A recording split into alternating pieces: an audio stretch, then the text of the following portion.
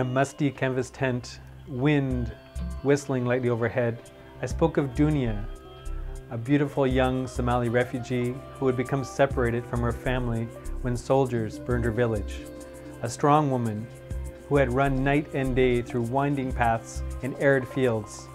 A resourceful woman who had negotiated and bartered her way past border guards en route to the camp.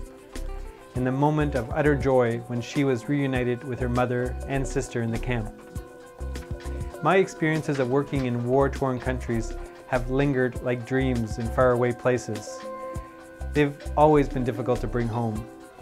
But it was my work as a guide in a refugee camp, a guide complete with tents and homemade toys, water bladders and latrines, medical centers, and a cholera quarantine area that finally allowed me to give voice to these experiences. This MSF simulation refugee camp generated energy even without the refugees, even without the chaos and the odors of thousands of fleeing people. I felt as though I were back in the field with Médecins Sans Frontières, as though finally I was able to bring my experience in global health home.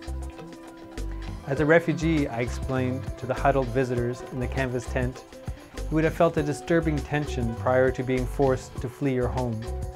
But you would have lived with this tension for weeks, months, maybe even years. Then suddenly the tension would have escalated. Your father murdered, your uncle disappeared, or news arrived that you or your family have been targeted for elimination. Then you would have had to gather your family and leave. Leave your job, your friends, your extended family. All facets of life would change, usually permanently. I've never met a refugee who has stopped dreaming of returning home.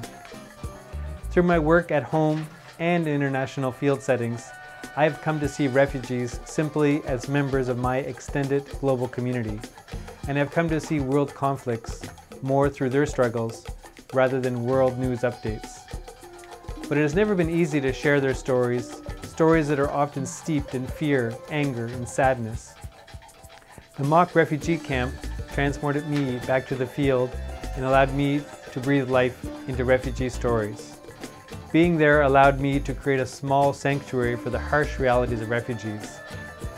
It felt good to know my community heard the stories and in so doing acknowledged some of the world's most difficult struggles. I know it takes courage to remain open to these realities, but these stories bring inspiration to all those who come to listen.